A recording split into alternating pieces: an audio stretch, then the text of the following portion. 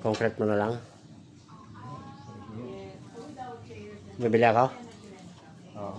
Sige. Maliliit kasi ang nandyan eh. Uno. Pwede na? Ano lang? Uno. Media.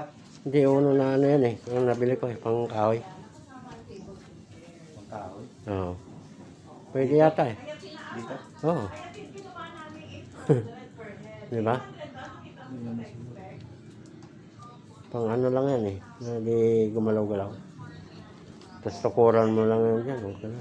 Yung mga kahoy naman dyan po. Tapos ikakabit na dyan. Oo, pagkatapos mo lagay ng ano. Para di natin pwede iwanan yan. Walang sakit. Ah. Okay. Naman tayo ng pento. Saan yung? Ha? Nandun doon sa ano. Walang kakuha ko.